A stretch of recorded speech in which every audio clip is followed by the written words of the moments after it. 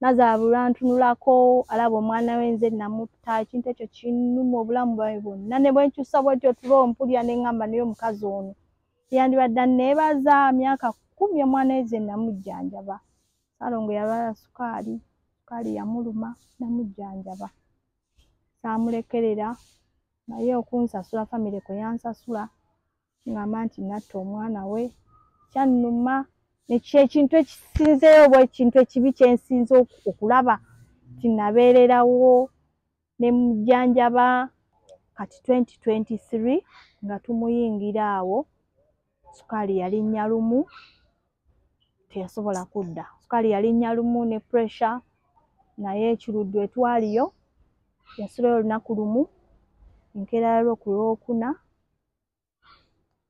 n'assa omuku ogw'oluvannyuma naye era actually naye yafiira mu guno omwezi.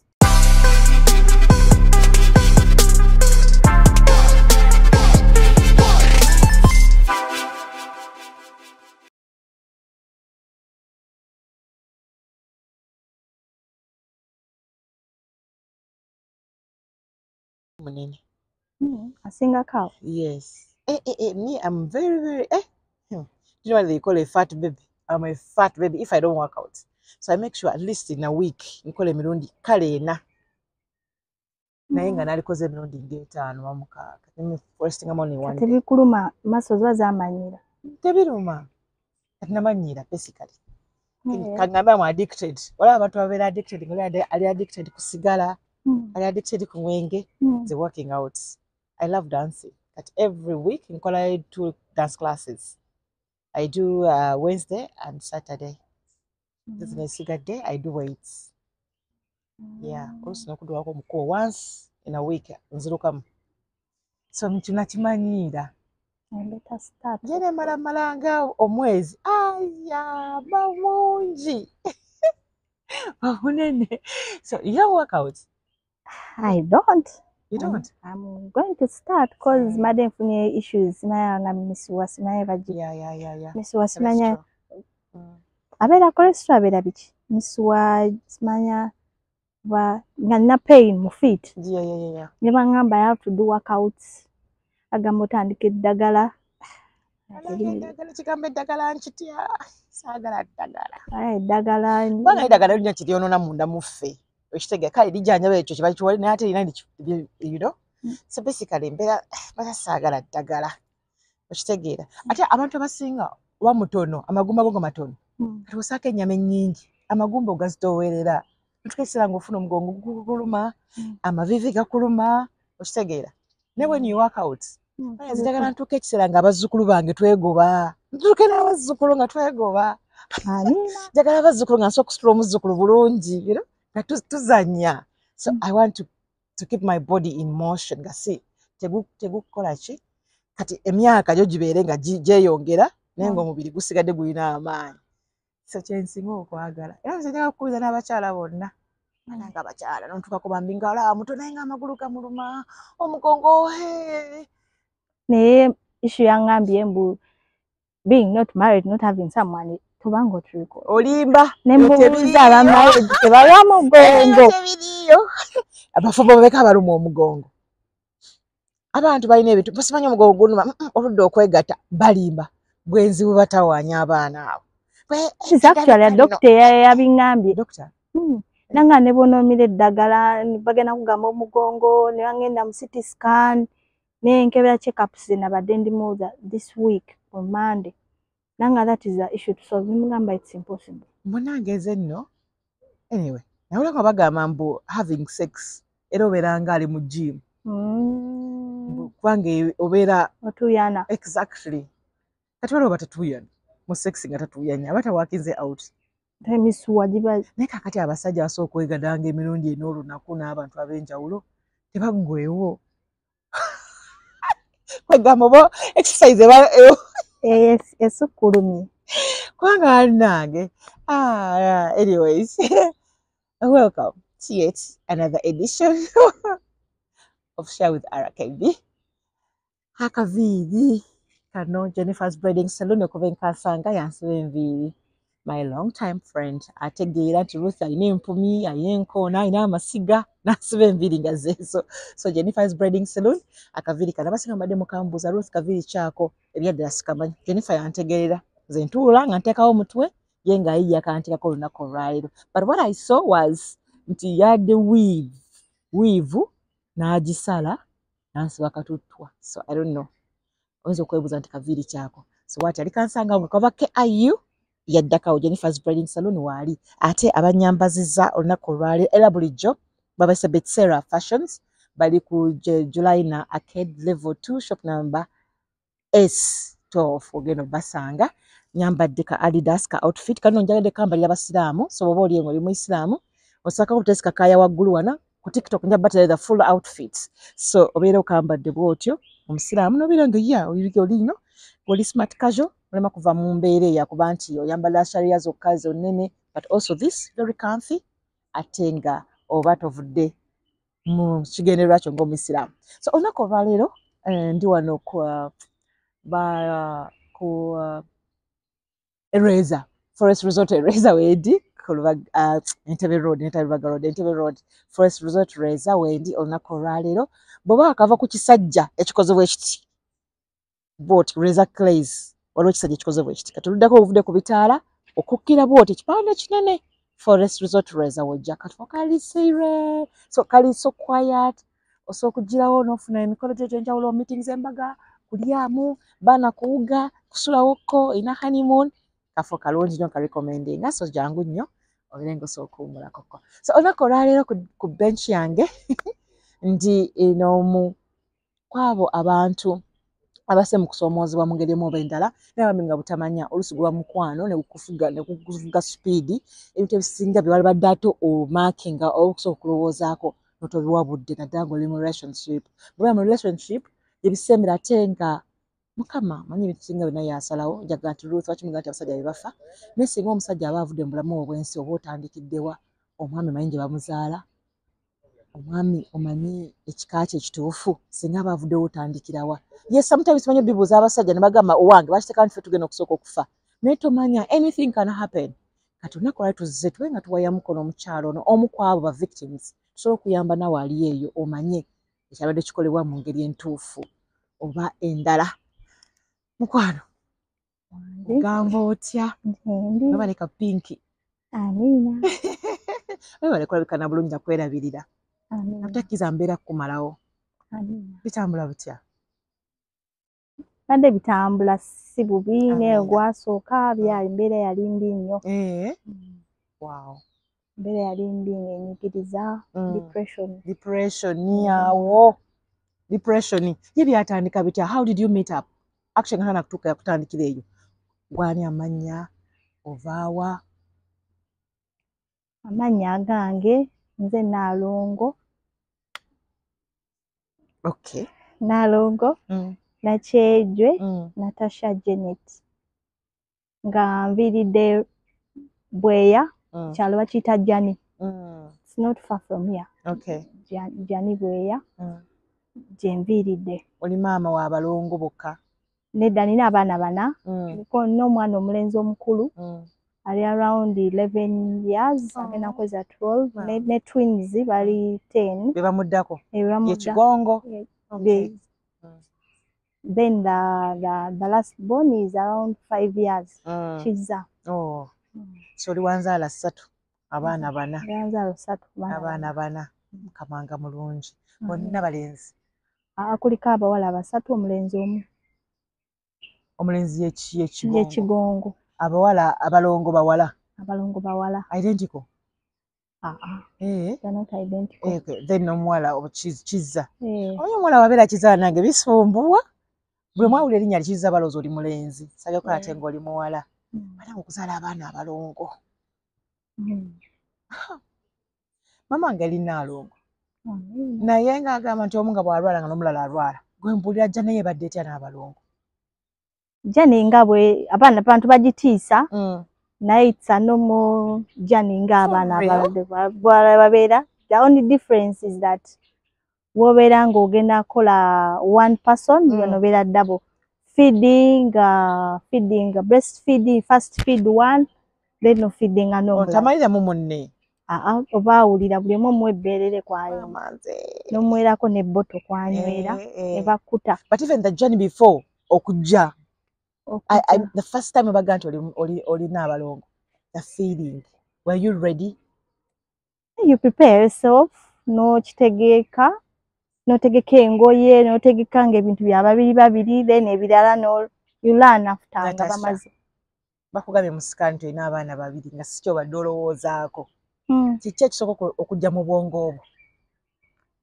Era mu bwongo obwo ogamba, how am I going to carry them in my womb? How am I going to feed them? Ebyo ebisooka ne carry them in your womb is normal nga bw'ositudde omwo. Are you for real? Yeah. Same weight?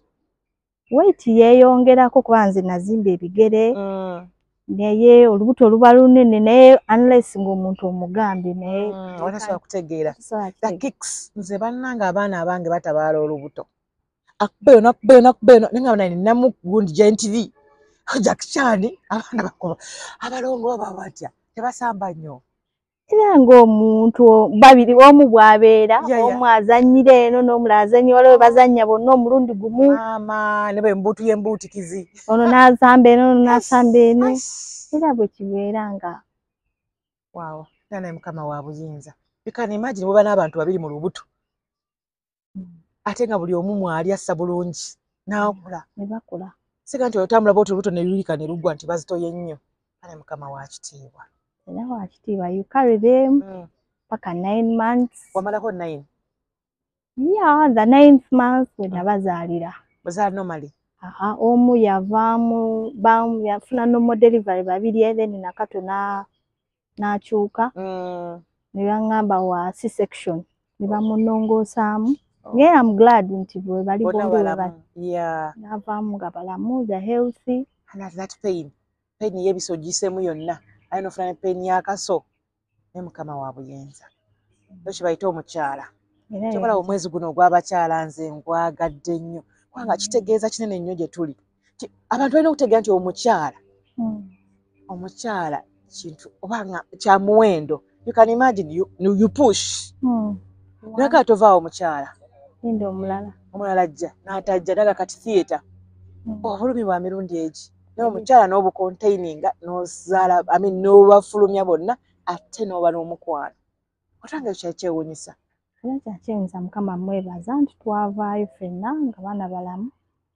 Netukomayo waka n'omwami yali waali, he has prepared. Ne ssente nga weeziri n'apreparinga n'atuguliranga amata. I was feeding them nga n'amata agula ne tuleeta tinned milk.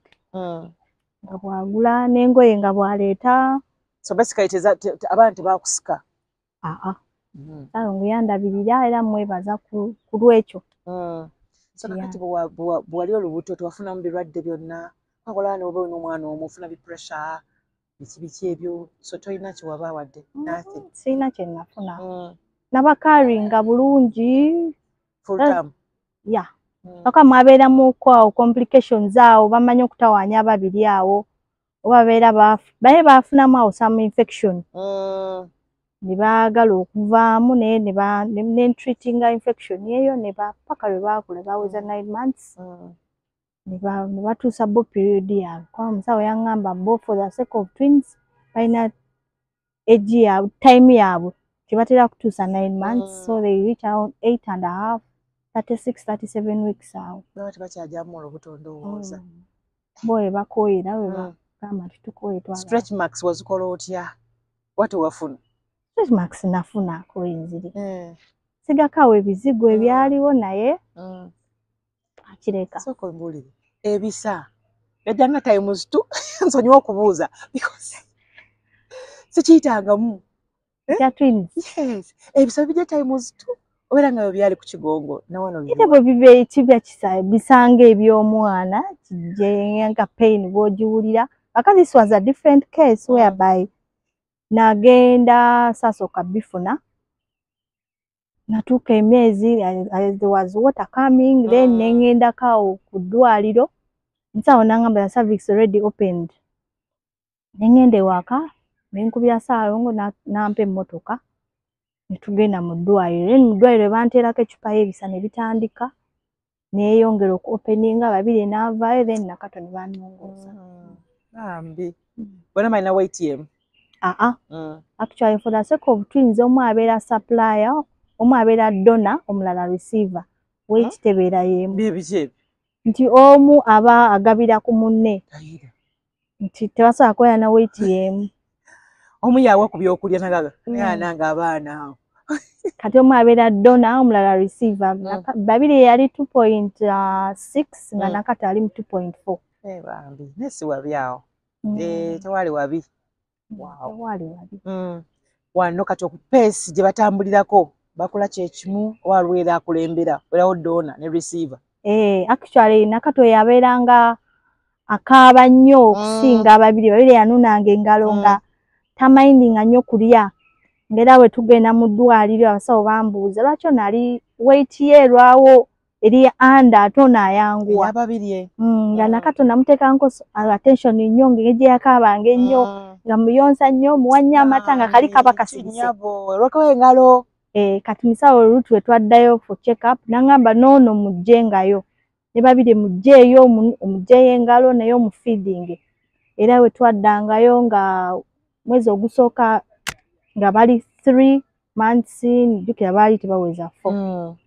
3 months 3.5 ne bagenda nga batopinga mpola mpola naye kati right now benkana then mu kukola emirimu Nakato yali active nene actually akufaanana nja mukulaga mukafa naye mweru akufaanana nanga ye yasooka mangu okutuula okwavula nga kubawo mangu olubuto okukola emirimu ye yasooka naye nga kali kaba kasirise kaba mu kununa kagalo naye babiri era yamusinga era yasooka mangu okwavula okusinga ono okusinga Nakato then mu kutambula era Nakato yasooka okusimbula ebigere ng'ono atudde naye baalwawo okutambula batambulira ku mwaka gumu n'emyezi 3 baalwawo ne baŋŋamba abaana baluddewo bakonzibye bakoze biki naye nga nze bwengenda mu ddwaliro for immunization banga abaana bali okay era ne mbaleka teemu yabwe yatuuka basituka bokka ne batambula tebaddayo mabega. Baluka omwana ngaluddewo okutambula manya abaana batambula ku myezi 9 nga batambula. Musajja agenda okulaba myezi 10 tavaawo 11 aba aweza omwaka baali tubiinako n'afubutuka eri mami Cham koze kishino ng'amwana atambula ga mami Sam nga alina kyansaba mami Cham ng'omwana zaatambula awa shocked okuba otedda mabega. So kyogera kituufu abaana kasaasawo nti kati kutambula ayimuka bwimusi n'agenda ndoza kati abantu bawanuuza anti balongo bakolere bino. Naye actually challenge nafunamu nti nazaalira kumu I didn't space him so much kwa nali nzadde a bit late ningamba family planning I would do after having 3 kids. Saabalongo nabafuna olubuto nalufuna kigongo wa tanaweza mwaka kati I had 3 triplets bonna. Mukyala munna eyo embeera ogimanyi kati ono naye ino mu feedinga nga niwa ne wa feedinga biki bwetyo naye bakute yakonziba I'm happy for that.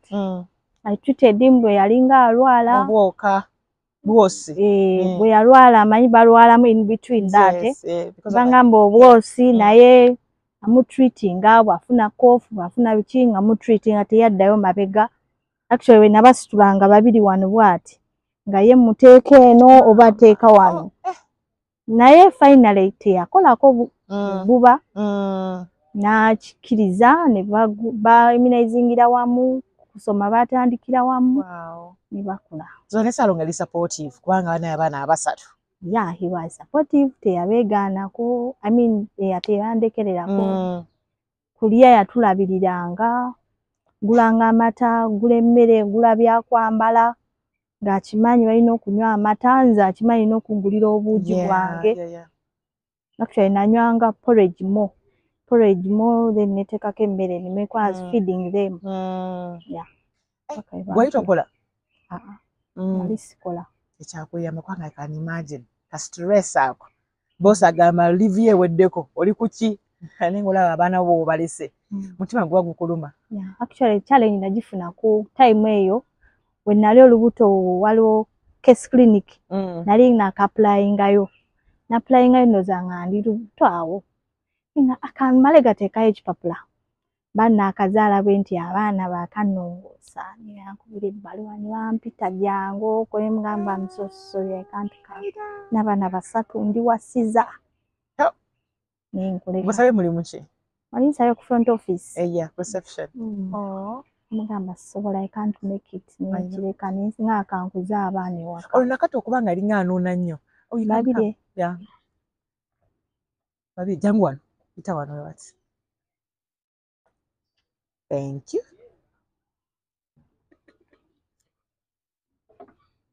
The Wilson. Yes. Wilson.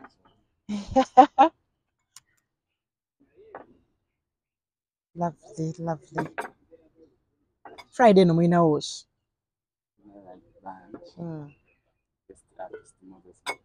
Wanje? Ha!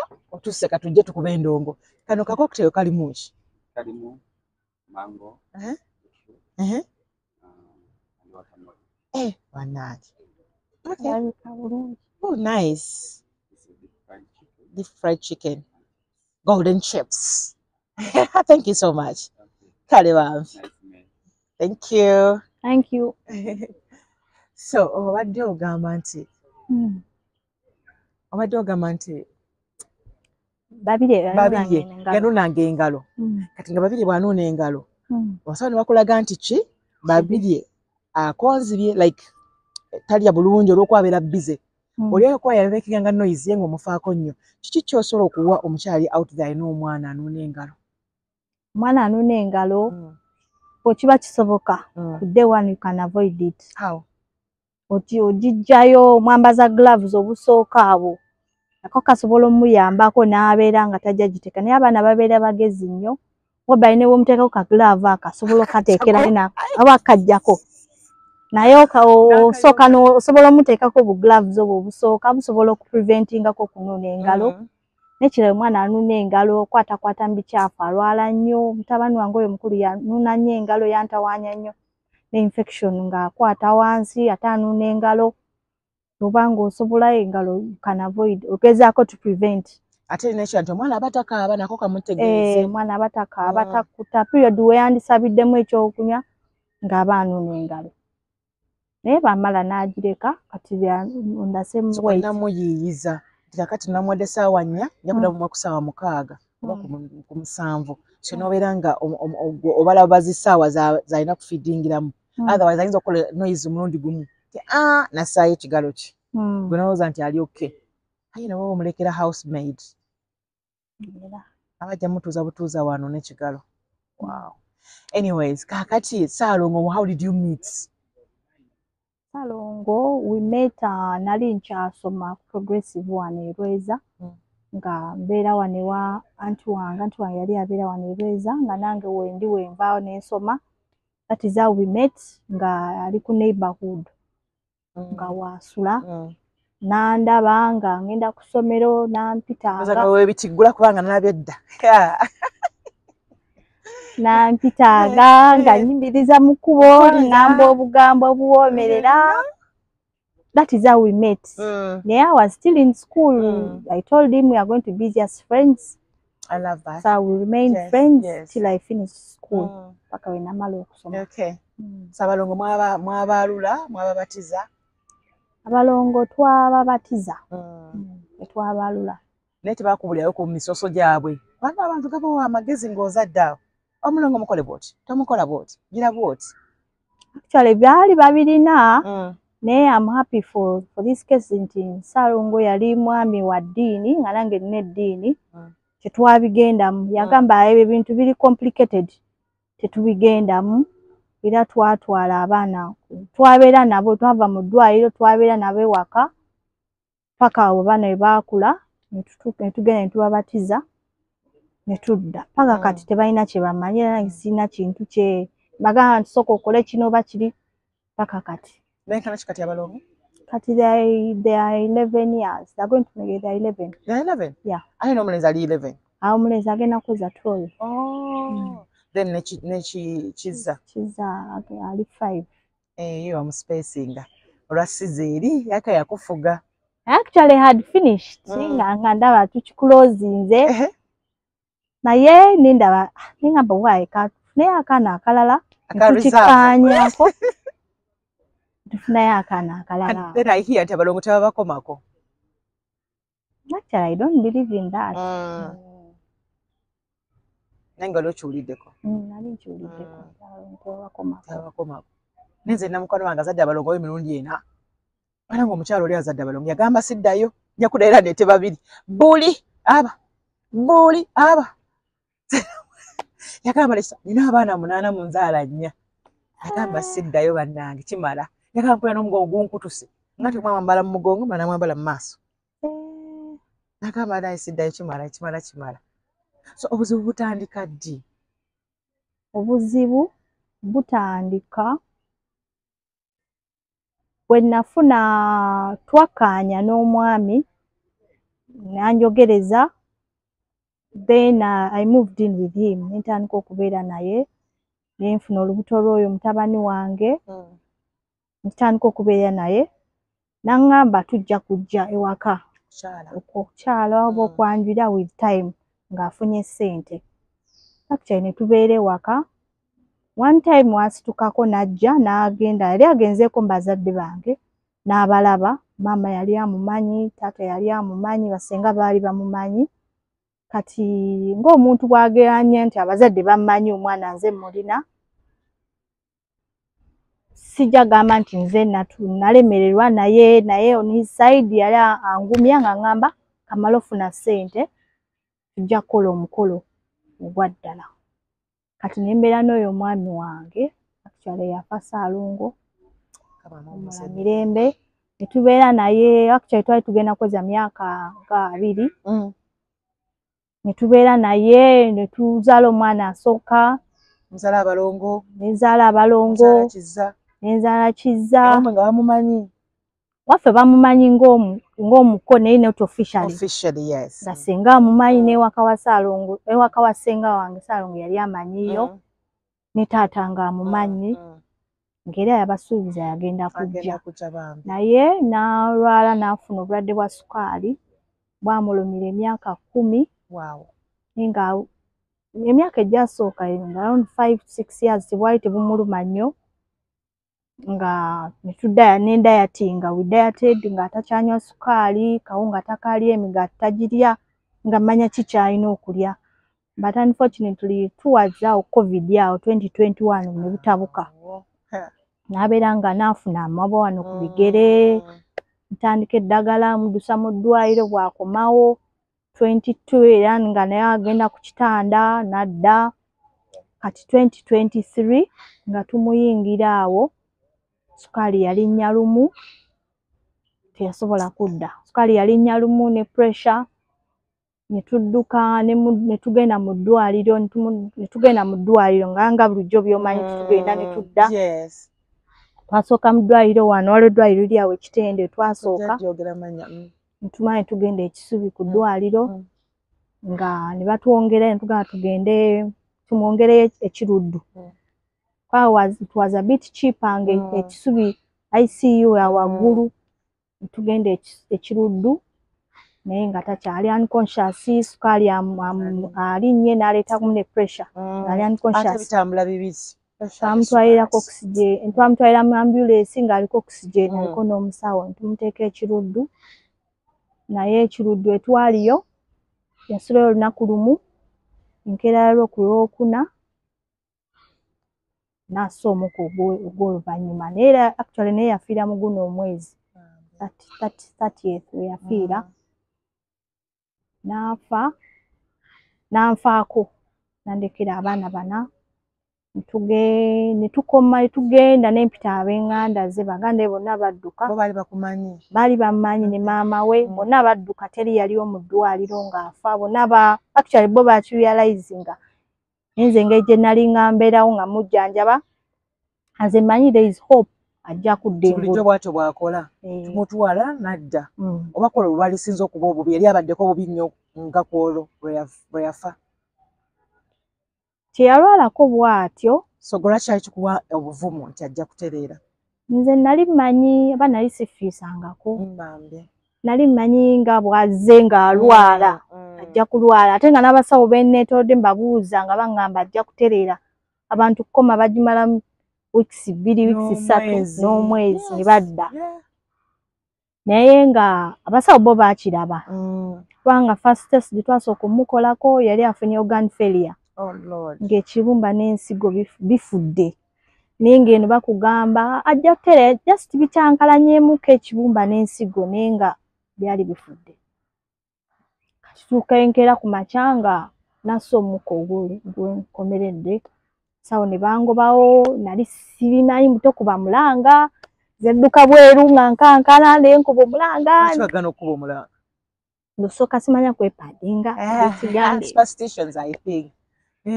nekyanyuma neyinamu amaanyi nenkwata essimu nenkubira maama wange nenkubira sisita nenkubira ne baganda b'omugenzi endoza bo baali bakimanyi tebaaliwo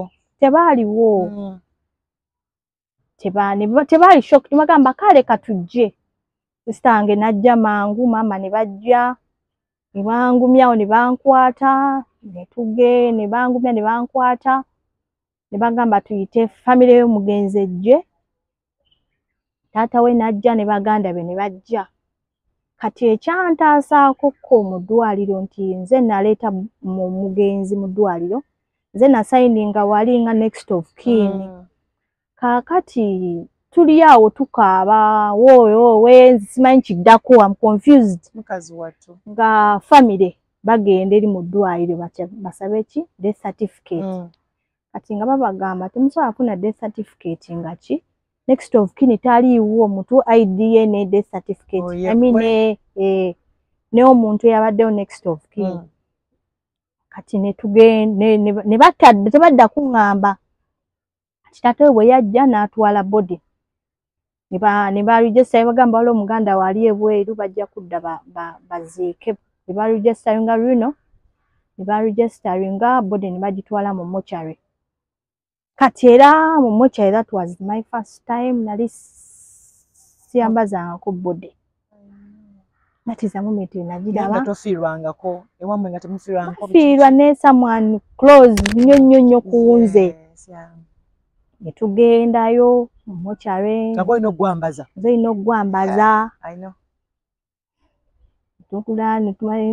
sisita wange n'agenda ewaka ne baleeta boxer ze ne tumwambaza boxer ambaza sokisi engoye zeezo naye omuntu eyaliwo mu mochari oyo yatuyambako naye kati boxer bamwambaza yakyaba alagawa ne boxer balina omudressinga ng'omuntu wa bulijjo bw'obeera kyambadde sikimanyi tibamwambaza ne boxer bamwambaza ddala ng'omuntu nti alina gy'alaga ne sokisi bamutekamu kati ne tuvaayo mu ddwaliro kati kumba abafamire nga baabazedde ekibalo kino nze nga bw'ofiira obeera confused toba tomanyi kiddako kati bafamire omugenzi yalinayo emmotoka nga nze nabawadde ebisumuluzo by'emmotoka mbaga emmotoka yiino omugenzi mwe tuba tumutambuliza kati emmotoka baakwata ebisumuluzo ne babiwamba kati nga babagamba sisita wange amanyi okuvuga nga abagamba mpe ku bisumuluzo tutambulizeemu Naalongo ebisumuluzo baabiwadde dda mutabani w'omugenzi omukulu yalina omwana omukulu ng'asinga ku baana bange gamugamba ku mmotoka tutambulemu ng'agiremedde wano nga mukufiirwa nga tuvaawo mu ddwaliro tudde ewaka ebisumuluzo abiremedde biki saabifaako ne tubalemerako ne bagaana kumpa ebisumuluzo by'emmotoka kibi nnyo bannange omukazi okubeera n'omukyala mu maka nga tamanyi kuvuga mmotoka asinga nali manyi okuvuga emmotoka sandibadde ebisumuluzo walibadde n'amaanyi mukwano gwange simanyi neera nti n'amaanyi walibadde nago kubanga jjukira ogambe wali confused kati you needed support era ne walibadde ogimanyi waliwo tosobola kuvuga kana n'omutwala mu ddwaliro era bo be nayita mpa ekisumuluzo nga simanyi ebuzaawo kati nesooka ne tukireka neŋŋamba tubaleke basanga ayagadde okunnyambako ngeri gye ndi confused mutabani w'omugenzi omukulu ne bamulamu yenkana ki mukulu is around 30 plus kati nga tugenda nga banvuga nga bantwala ewaka kati we yafiira twalina ennyumba twalina ennyumba yalinga mwami azimba amayumba n'atunda. Kati twalina ennyumba gye yali azimbye ng'ewedde, ng'eyange gyanzimbira kalina ninga era ngamba kalina bwe mmaliriza ngenda kutunda wano kalina mwe tumugenda okubeera ge maka ge nkuwadde.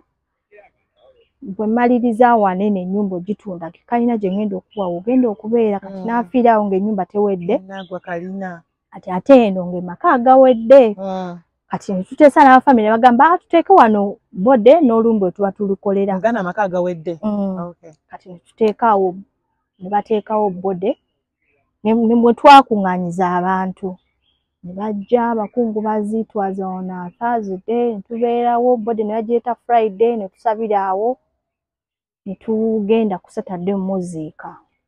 Naye before that okuleeta Friday maama ne bamuleeta. Maama w'omugenzi anonsonyiwa. She was my friend. Nali mwagala nga naye anjagaliza nga tussa kimu.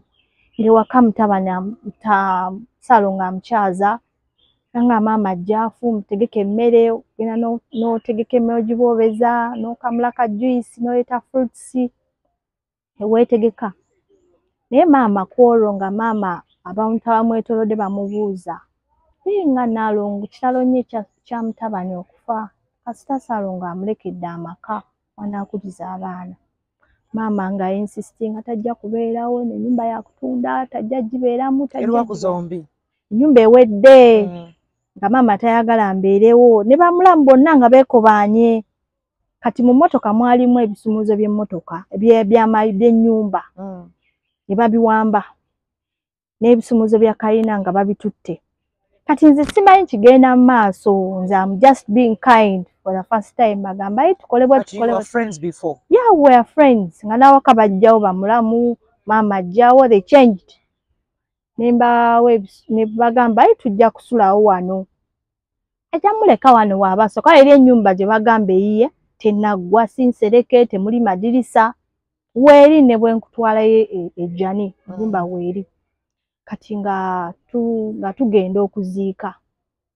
Kati tugenda okuziika ne bagamba Nnaalongo tumuleke akole ki? Ajja abeere wano. Ne tugenda okuziika relatives bange ne tukkaanya tumuleke mbeere wano mba nkuliza abaana. Ennyumba ewedde. Kati bo ba in-laws tebaakyagala nga baagala nsigala eri ku rented house gye twali tulimu. Bo eno batundewo babangabirako ku ssente. Wait a minute. Bwe yafiira mwali mukyapangisa. Naye kati Ssaalongo yali azimbye ennyumba bbiri. Emu ng'ewedde, emu nga tenaggwa. Kati nga eno ewedde gyoyagala obeeremu n'olumbe we lwali. Era olumbe we lwali. Okay. Kati bwe twagenda ne tujja olumbe we twalukumira ne baleeta ebintu byange ne tubeerawo. Tugenda okuziika ne tumala okuziika ne tuvaayo. Kati mu kuvaayo era commotion yali weeri nga people divided themselves. Waliwo bakwano be beyakolanga nabo bagamba Nnaalongo ajja kubeerawo awo abalaga tajja ng'ajjukira family naye gamba sijja kubeerawo. Nga wa nsonga ki? Nga baga ennyumba ya kutunda bo baagala gitunda. Kutunda bakole ki? Kutunda bampeeko ku ssente bammalirizeeko ne kalina. Okay. Which wasn't a bad idea, okay. But that moment was too fresh. Nga n'abantu beneetoolodde simanyi banaabeera beesigwa. Omwami yatundanga ennyumba ng'ali mwesigwa gyendi teyatulekererako ng'atutunda n'amala okutunda n'addamu n'atuzimbira ewala. Parts gitegedde. Ssaalongo naye yabikolanga nga atunda mayumba atya. Yazimbanga ennyumba n'asanga n'agula poloti ewedde n'azimbamu ennyumba. Kati ennyumba yennyini gye yali ng'atunda. Gy'amaze okuzimba engeri mupangisa. Twasooka twanga mwe tuli mu ennyumba. Okay. So nga azimba ne muyingira. Kati n'agiteeka ku market. Ne bagigula mwene muddawa. Ne tuvaamu n'addamu n'agula endala ng'omuntu gw'aguze ebbaayo amugamba mpaayo period ya 2 months. Nga period yo 2 months aba asitudde ennyumba endala. Nga muyingira. Kati why this time around agenda okufa nga you're renting? Kati mulina nnyumba ndala gye muyingiddemu. Yagamba biri byali bimutawaanya nti ennyumba bwe mugibaddemu eba yeetaaga sooka kola renovation nti muze ne mubeeramu oba weetaaga osooka okupaintinga okuddamu ogipainting ayagala ekintu nga kiri perfect sooka kugipaintinga mubeeramu obuntuntu obuba bubula obukyankalanya gw'ensonga lwaki twali tetugiri naye nga twali tugenda gibeeramu naye nga yali ewedde naye ng'abaana tekibatawaanya ekyo ekyaba stressinganga nga mmwe n'abaana naye kyatustressinganga n'abaana naye nga tulina okugumako that was his income kati ne tubeeramu mu ennyumba so naye nekitegeeza mwali mugiri kumpi giyingira naye naafa mwali mugenda giyingira agitunde muyingire mumalirize kalina kati ne tubeera mwagamba mu ennyumba nga sikola then I was getting few donations from people so ogiyingidde kati lwaki idea watu wajagala ey'okugitunda because ne Salongo kyabadde ajjakola maybe it was for the good by that moment nga mmaze okulaba family kyempisizaamu nali ntya nga sibeesiga nga bo bagamba sigala eri ku muzigo fe tutunde jjukira bamaze okuwamba ebisumuluzo byawaka ebisumuluzo bya kalina babiwambye ate there are some people telling me that they are selling ngamba tya n'emmotoka bagiwambye bankozeeko effujjo ngamba tya sibeesiga ate nga n'ebyokutunda byetaaga process okukyusa ekyapo kijja mu mannya g'omugenzi kiteeka mu mannya gange naye neebaza Katonda nti Salongo yali anneesiga biwandiiko yali abimpadde nze mbirina naye nga tebyali mu mannya gange kati ate eriyo nga tebagyogerako kalina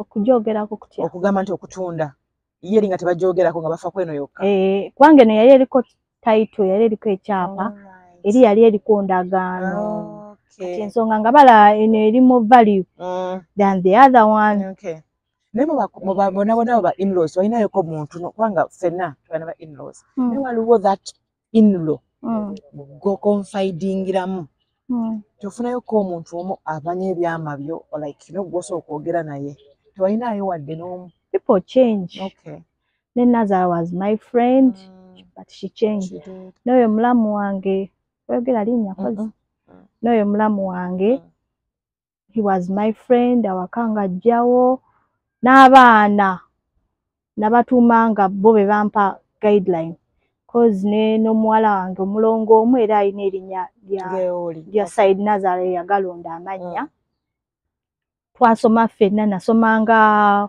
O level Mukono ng'oyo mulamu wange ali mu senior 5 so he knew me he was my friend ne people change bw'ofiirwa abalaba ayagala otambulire ku kiki kyaba ayagala ate nga gw'olaba oba moment oba weetaaga sooka kukamfatinga omuntu ajje mpola nga to be friends with you naye nga yalaba yaba tamanyi depression gy'oyitamu nti yoli in depression oba weetaaga sooka omuntu okukamfatinga n'akugumya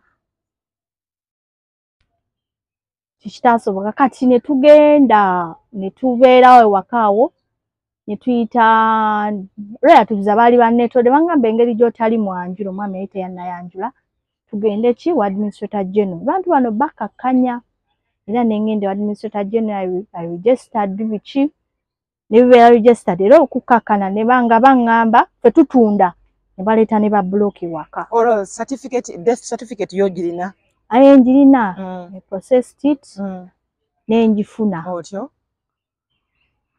bwe namala ogifuna nemba ne tutandika administration meetings ne tuzitandika n'abafamire ng'oyo mulamu wange yajja n'oyo mutabani w'omugenzi ne bajja ne tukola meetings ne tufuna certificate of no objection bwe tumaliriza ogifuna kati already bo kye baasalawo nga bo basalawo kalina ne bagitwala ne bagitwala ne bagiwa maama Nazara which wasn't a bad idea kyakinaako obuzibu ekyo nali sikiinaako buzibu nensooka ne mbagamba naye atwandigumiikirizaako ennyumba emu tugisulemu endala tugipangise naye bwe nalaba nga maama abiyingidde maama n'atwala kalina era mwali mwabeera nensooka nenkireka katutambuza process ya administration eyo tutuuka ku certificate of no objection bagituwa 2023 around September tumala ogifuna ne tubeera nayo ne tutandika mutabani okumuyita tufune ebbaluwa tugende mu kooti kwa bw'omala ofuna certificate of no objection ogenda mu kooti n'olayira nti ebintu mujja bikuuma bwe biti nemu ebiti kati of which knows a family tekyagala ngaba they looked for a way of pushing me away nenga tebalina certificate ne bagitereka negayirira ng'omwana jangu tugende certificate ne objection yebali bagirina okay bagirina omwana yali agitutte kati bwagitwala jukira ku certificate tuliko babiri nze naye tosobola kugenda kwewandiisayo mu kooti nga taliiko kati mu kooti I went to different lawyers nengendako mukwago ne ngamba gendako mu FIDA nengendako mu FIDA ne bakubira omwana jangu oyambe obanga kingo mugenzi afudde mugo mwaka 2023 netumuyita n'agaana n'agamba nze ndi bize siriiwo era FIDA gyebiri bamalinya yange ne fayilo yange gyeri n'agaana katuyingira 2024 era ntumwegayira n'agaana nefuna lawyer omulala ngamba bwe watataddemu ssente ojja kufuna sikola nfuna private lawyer n'amuwandiikira ebbaluwa n'enzire wa administrator general n'amuwandiikira ki bbaluwa naye yakola mu mawulire n'amuteekamu mu mawulire kati mutabani bwe yalaba amawulire n'alyoka ajja n'agamba ekibadde kimuganya okujja okuprocessinga documents zino kozi ye ayagala ki lumbe lwa taata we embagamba olumbe siina buzibu nakyo naye tusooke tutunuulire bano abaana tusooke tulayinga foundation yaabwe tulyoke tuddeko kirina nge siina objection nakyo ne bagaana nsooka ne ntubira n'abaana olwebeera kubanga kati eperiod tokola awo nga wonna muyitawo mutya n'abaana yali nzibu nnyo giyitamu abaana nga balina okusoma actually nenkwata emmotoka yali eriwo nengipangisanga ng'etuleeteranga ssente waka nga nsasulayo fees n'okulya yatuwanga daily income nga ndaba ogenda okufuna omulimu nkyali mu process bya administration biba byakutambula osiba olunaku lulamba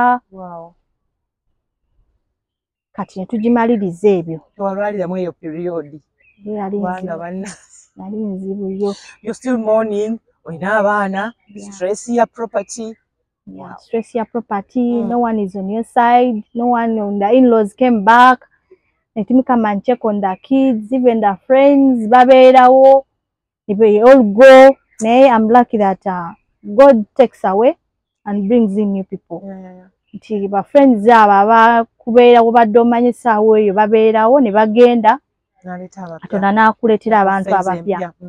My mom was so supportive of me. She helped me a lot.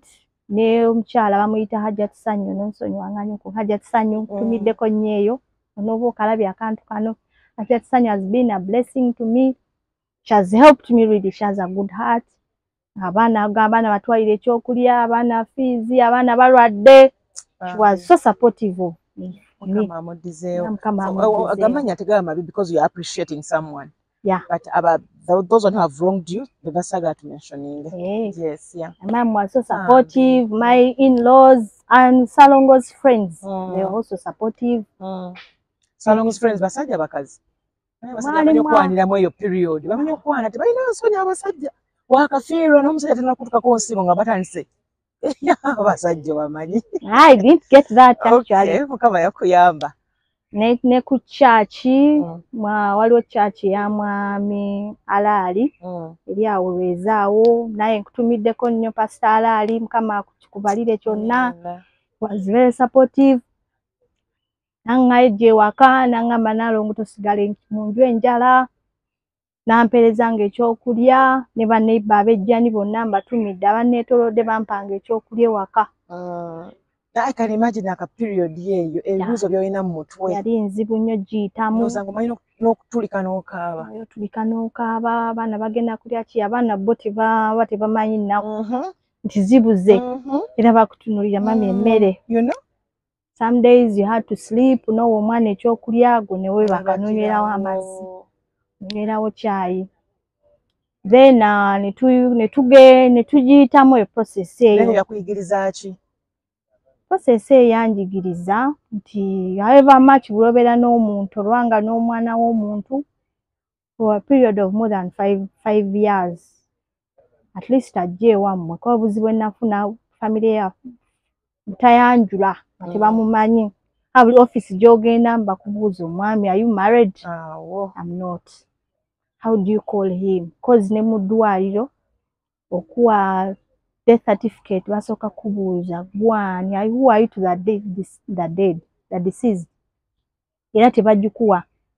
Just because I was lucky that some nze namule watamudwaliro nze nabeeranga naye nensobola ogifuna. Kati kusomozebwa okulala kwe nafuna nti bwe nali sitaaka mu nju nga sina kyakola sobola kutunda ebintu nabiwayo administrator general kalina bagitutte we nandibadde nga kaneebake wano mpangiseewo nenkwata ennyumba nenjipangisa. Eriwa yonna? Eno ennyumba enene gye yalekawo ebbangalo gye yali azimbye ngewedde nenjipangisa nengenda ku boys quarter. Okay. Nempangisa nenzira mu boys quarter. Lwaki ogipangisa olwo? Njipangisa abaana bafune fees. Era nenjivaamu najivaamu around March. Lwaki kikupushinga ogipangisa? Nga noonya fees z'abaana. Abaana bagira basoma ffe tujja tusula obubi. Nga situnze kana genda administrator ne mugamba administrator nkoze ntya ndi sitaako mwami yafa oli mwana omugenzi omukulu aganide letters aganide certificate of no objection ate nali ngoba ku sente za NSSF yali akolera omugenzi yali akolera ku Serena. Okay. Sina anyamba sina ate kusaba abantu bakoowa. Leero omuntu akuyamba enkya boddayo tasobola kuyamba okuba essimu leero enkya tajja kukwata. So nenjipangisa. Kati family saagigamba ngeri gye baali bandekawo, no one was checking on the kids, no one was calling me. I rented out the house because bagikulekera ogisulemu. So it was your choice or ogisulamu oba ogipangisa. So I rented out the house. So when I rented out the house nagirenting out ku Monday, mpangisa yayingira ku Monday, omusika najja mutabani w'omugenzi omukulu. Najja ku Saturday, najja ne budget. Tetwagala nokolerawo olumbe. Mugamba nkoze bubi. Okunga mwandingambye before nesiteekamu mupangisa. Kigenda kulabika kitya musajja nalidde dda ssente ze abaana nabo wadde dda ku ssomero. Baana nsiba. Nalidde dda. Okay. Nembeera frustrated. Ne bangamba noonya bw'omugjamu tetwagala kulirawo. N'okola otya? I was stressed. Period bamange byamuyisa bubi n'agenda ne ku kitanda nga mama ali ku kitanda pressure eri waggulu sukali ali waggulu alaba bagenda kunzita. Manyi family yonna neekubwanisa bakojja basenga batata bajja nga balanisa omuntu omu. Kati ne tufuna okusika omuguwa okwali kw'amaanyi. Kiki ekyabaawo kubanga bonna bali against you? People change. Baba balaba yo being an obstacle. Oli mu ssente we bandifunidde ssente oli mu kkubo lyabwe era Mukama musaba ayongere okunkuma nkuze abaana. Kubanga omuntu asulamuko malayika emu mu bantu akuttanga alaba oli mu kkubo lye. Kuba nze nalina documents zonna ebyapa salon yali yabindekera bala nina ebyapa ndi mu nnyumba balemesezza. So olumbe mukola mutya? Kati olumbe bajja baleeta budget ne mugamba tekijja kusoboka. Nangamba tolina buyinza wano. Kati mbasiri ndi waka ne bajja ewaka ne bannumba. Ne bakoona gate ne bagimenya oyo mulamu wange n'abalala b'ekika b'omusajja ne bajja ne bakoona gate ne bagimenya. Ne bakoona oluggi ne bayingira. Ne tubaga mpangisa kwolwo n'abagamba ate mulina buyinza bujja wano kuba siba amenzi tebabandaganga. We had an argument that time they left. Nagamba katugende ndowooza bagenze. They would understand. Nembaga ennyumba yiyo nsibe wa wano wensula. They refused to understand. Ne bagenda ne bakola meeting ne badda.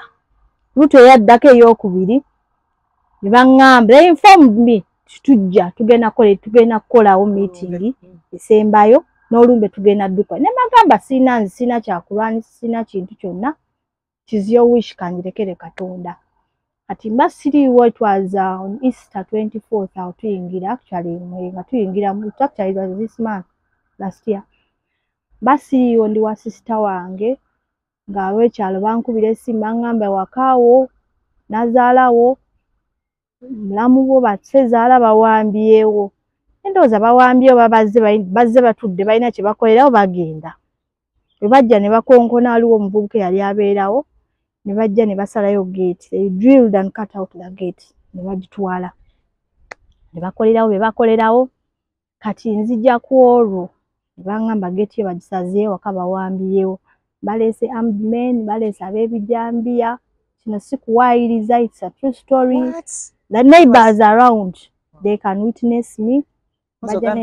Jani. You branch of Bwebajja n'ogenda awo. Era ne bw'otuukayo n'obuuza omukyala gwe basalireyo gate bakulaga amaka ago. Ne basalayo gate, ne bagijjayo, ne bagitwala. Akikanyuga awo waliwo omwami yali awo era welda we bagiteeka. Kati nziruka nzija ewaka ndabe ki ekiriwo. Ne nasookera ku poliisi e Kajjansi ne fayiro gy'eri.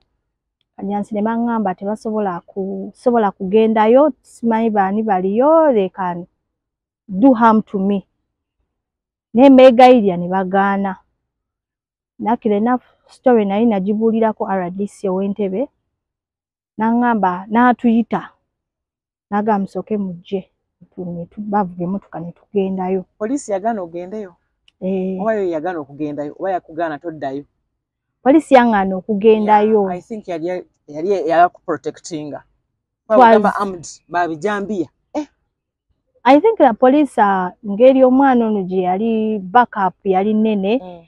Ngeri gye yatambuza olumbe, sagamba okutambuza olumbe. He had informed them that is not my house, nze mbalemesa. So they were aware of what was happening. So really? Yeah, they were aware. You can't do an ambush somewhere there nga police tetegedde netasituka kujjayo. Esobola okubanga tegwetoloza police babeerawo bameka. Kati let me say for example ng'eye Kajjansi. Omanyi ebitundu emeka byetwala. Bisoboka okubaawo munaine wanga tebamanyi, but okugaana toddayo, they were trying to protect you, maybe okufuna other measures okulaba nga bakakanya embeera. That is what they told me. You can't go back there. That is not your house. Hey, that is not your house. Yeah. Nze ne mu file mu ebiri si byakuwaayo because statements ze baakola bwe baabayita bagamba awo si wakaawe nenga we mbadde mbeera. Obanga beesigamya ku kiri era okuba toli mukyala wa mpeta. Siri mukyala wa mpeta awo si wange nga kye beesigamako. Then RDC n'atuyita tugende ne family ntutuula n'empapula nzirina n'aba bagamba n'atuuza n'agamba to balance both sides. Ka tulekewo olumbe lu happening, then mutambule mugende omukyala muleka abeerewo ne tenant asigalewo. They actually signed. They put their signatures, my in-laws and RDC bakkiriza. Ompangisa Nakenyinyi agamba kambaleke bakole olumbe bagende. Ekibanga kyalumbe kyekireese commotion kabalukole bagende. N'agamba mwena sigenda kugula nju yange because I've paid 6 months. Kambalikolerewo olumbe ko olumbe lubala tents biki ne baleka bakolewo tents. You were so understanding. You had a family. Actually he had a family. N'agamba nze I'll find somewhere wenja okusula then bagende bakolerewo bagende. He was actually understanding, but after some time he changed. Hey. Okay. Nesigala bwomu. Then ne bajja ne bakola olumbe Friday around March, April nga tutandika. Around 5th ne baleeta tents ne bakola ne balukolerawo ne batuyita ne process yabyo ebyolumbe ebyo nga bw'obimanyi. Buli kizibu ekyabangawo nga bablaminga nze, amasanyaze baateeka bakolera ekyoto, waya zaasiriira, ne bagamba nze mbisiriziza, ne bavuma nze mulumbe. Mama yanvuma, mama nazaala mulungi yanvuma. Olakuvumira ki? Natta omwana we nemesa nti olumbe ne banvuma. Gabo tebajja mulumbe. Ne banvuma throughout. Alumbe. Ayi sina bwe mpita abantu beewaffe. Nga sina we nja beebasa. Sina we nja batuuza. Bwanvuma Mulumbe nazaala Bwanvuma. Family bakambwe nnyo bali sibalabanga. Maama ayomba, kojja ayomba, taata ayomba bonna. Natasha ensobi kubanga nawe gundi majje ago gali kuba beewamu. Newankubadde nawe basuzera baalize okubeererawo. You understand? Actually sister wange yajja. Ne wali omulamu wange yajja. Nali mugumu kwa RDC yangamba kankuwa abasirikale. Wow. Ne bannange. Otyo? Wali it's a live story RDC atimanyi. Yampa abasirikale 3 ne mugamba abantu bano mbatidde. Nampa abasirikale 3 ne bankuumako that Friday. Ne Saturday bwe baatuuka ne balukolerawo ne bakola bakola ne bafujjole bakola ne bagenda. Nga balina moment ya culture sagitegeera okufulumya olumbe. Simanya fulumya lumbe. The house is closed. I don't know.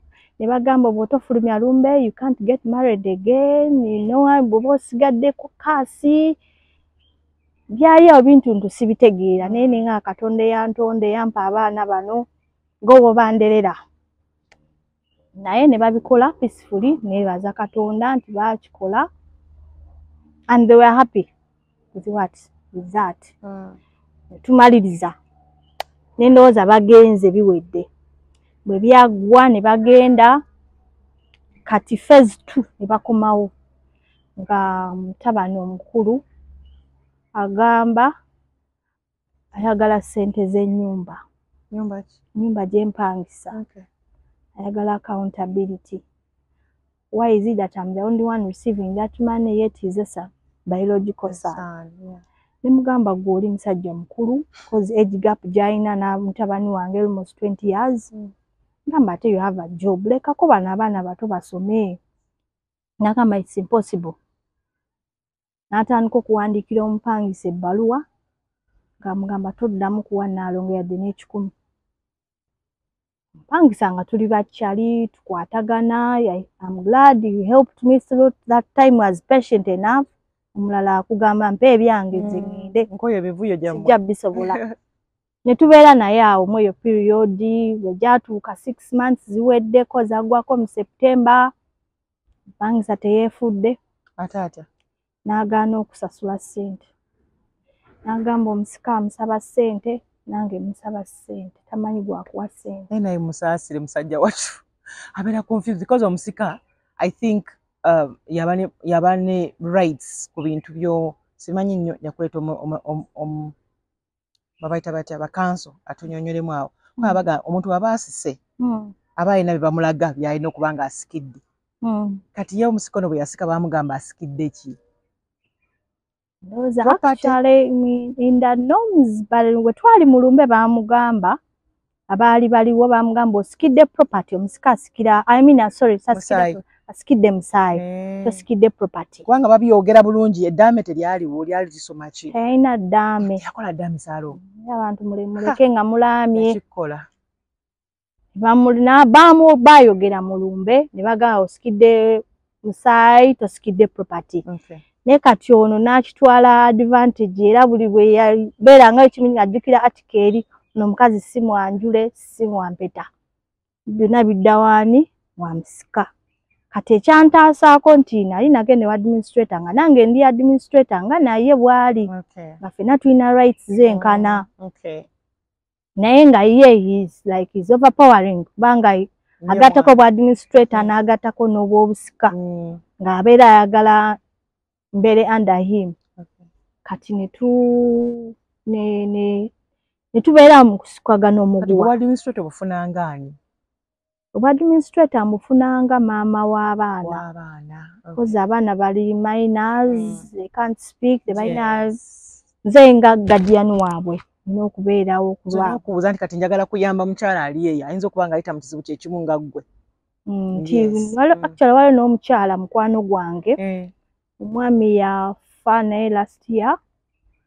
Naye yalina akaana akamu akalenzi n'amuleka n'olubuto. Naye aba family oba ku magezi mangi oba butamanya bintu. Namuga bintu byange bya mulamu. Yaba be administrator. Kati actually she called me yali already yabawadde edda nga administrator balina death certificate. ne mugamba tusayininga nga toliko olina abaana abato n'olubuto ne mugamba making sure wali administrator naawe olina okubeerako ku lw'abaana ko ng'ono bw'ana abeera administrator ajja kutawaana tolina abaana abato kati that is how I managed.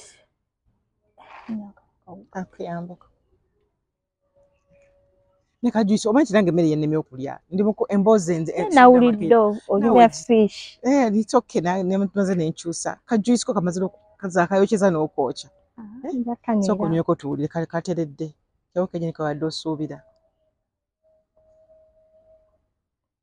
kalungi kali fresh temulimu sukaali. Okay. So that moment was really so tough. I felt like papa ngofunye ekizibu ologa obanziruke neekweke naye ng'ebizibu bikumezze olina kuyimiriranga maama n'obifeesinga weewaawo nga all people bakudduse bamulamu bakudduse Nazara akudduse ng'olina okuyimiriranga maama ku lw'abaana oyimire obifeesinga. Twatandika obukambwe omanyi abantu abamu baba depressed bayitiriza obukambwe n'olugono ku baana.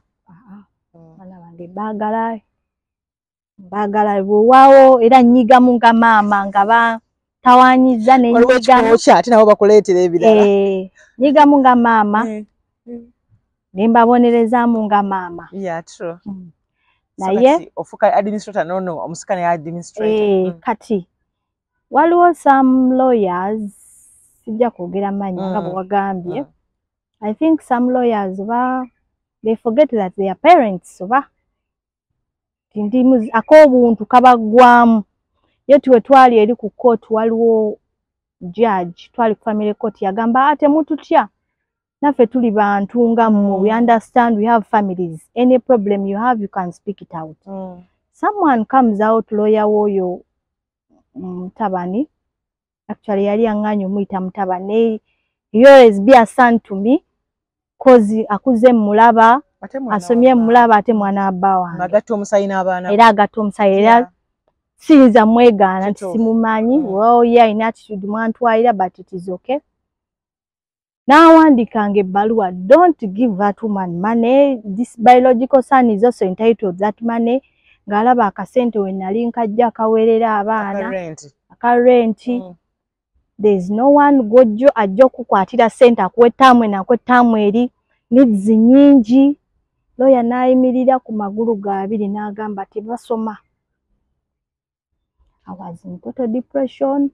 Simanyi kyakola. Oje tenanti ng'agamba ki? Nga tenanti yali mugumu, he actually changed. Nga tenanti mugumu. Simanyi wayinza okuba talina ssente n'akozesa moment eyo okugyeyisaawo. Wabula tenanti abatasaaga. I know. Yeah, tenanti ya mukavuyo. Okay, yeah. Tenant yanegaana n'angamba yes we signed tenant agreement 2 of us but right now oli naye mwana wa waka. Ne mugamba mwana wa waka naye he took the flat alone. It is almost half an acre. Yagitwala yekka. Nenjimulekera ate ne wano wenzija akasente. Ate na wano nennyirya kana akasente yandibadde atopinga up agamba kati kankuweeyo 10 oba kankuweeyo 5 oba kankuweeyo 2 oyongerezeeko kuba abaana bana basoma. Yali agala kufuna sente aweerera abaana taking over ng'omusika bwe yalikoze obuvunaanyizibwa. Simanyi. Kuweerera kuliisa kwambaza. That was actually very difficult for me to handle that with him. Since we were friends at the beginning, maybe we could talk over that, but attitude gye yandagamu nali nange mutya. Nga wena sente bw'anajja nga tenant agreement kwali actually kyekyo kye yali ayagala nga tenant agreement kwali nga tukola joint account nga sente bwe mpangisa bw'ateeka kwe account nga ngenda ewuwe nga mugamba please sign for me nga yo authorizing nga ngenda zya emitwalo 10 nga zimpa nimugamba that is impossible kubanga abaana nina abaana abato balwala ssaawa 6 balwala ssaawa 4 kana akato kalwadde kalinamu pneumonia issues kaba kalwala buli ddakiika mbeera ne zividi z'abaana sijja sobola. Mwamaliriza mutya? Commotion nebeera awo. September omusajja neebaka mu nnyumba y'abaana September October November, December nga tampa yadde n'ekikumi. Awo ngoyita wodi. From friends and in-laws. Bebaali bansindikako. Naye ng'omusika akalambidde tebajja kusoma. Ayagala gena ali mufukaamirira. Ne mugamba tekijja soboka. Netugenda luckily enough the law helps you. Amateeka gakuyamba nali mu mateeka nga ne bwanyigiriza ennyo amanya nti amateeka gye gali. Lawyer we nanga yasinga n'omupika tageza month per month gawandika ebbaluwa nzirina June, July, August zonna baluwa nzirina nga stopping omupangisa okumpa ssente. So netuddeyo administrate netutuuka process yogena mu kufuna letters. Omwana yajja afterwards nga aze okwabya olumbe najja nga pressure ebaddewo najja n'asayininga ebbaluwa ezo zigenda mu kkooti okufuna letters n'asayininga ne tuziwaayo mu kkooti omulamuzi n'atuwa date ne tuddayo. Kati omulamuzi bw'abawa date ne muddayo sooka for identification ne mmala ne muddayo okubazibawa letters. Kati identification gye twasooka twagenda nga abaana tebasoma. Nambuuza lwaki abaana tebasoma ne mugamba naye omusika yagaana abaana okusoma. Nagamba buno obwana obuto, these future leaders go and you are supportive of them. You make sure they go back to school. Atuusiza omusika yabatuuza. We're in a meeting for identification. And how old are you? 30 plus. How old are you? 11. How old are you? 10. How old are you? 4. Identifying the kids. Yeah, kids. Of the late. The late. Okay. Kati ne tumaliriza na netugenda term it was around second term nagaana. Ngera sifuna sente tuyingira third term ne batuyita tumaliriza around October. Tuyingira third term. Tumaliriza ngera agaanye tuyingira December. Letters October twalemesa bwe yannemesa bwatyo. Lamzingala tusika omugwa mugamba nti sente zidde wange zindekera agamba sikakulekera nange ndi mwana. I don't know whether he didn't have a job oba singa italina mulimu nga naye ayagalako percentage. I don't know. Kati sente ne ba letters ne ziddayo ki government right now jeziri government is managing a estate. Okay. Letters of administration. Yeah. Ita kwa ziriko administrator general mulamuzi yaziteekako administrator general Tabola Stephen he has own of that estate right now ne for 2 years 2025 and 2026 gena kwa zivaayo. Kati omulamuzi bwe tuviira yawo nga letters zisigadde yawo mutabani kwe kukakkanako nenga program yali nti bwe tufuna letters byonna bigenda kuba bibye. Nga nze nina kugenda wuwe kumugamba nti taata nyamba. Kiki oyagala? Kiki olowooza kyalibadde kikolebwa? Nze kunze baana bona kubanga nono omukulu naye mwana. Nze kunze nga maama byasooka ne baŋŋamba nti tineeyagaliza naye kunze nga maama naye n'abaana abato ate yali asomye up to university. Nze kye nali ndowooza munze nga kye nali ndowooza nti was going to feel pity for them agambe bagira basoma. I will give them a helping hand. That is what I thought.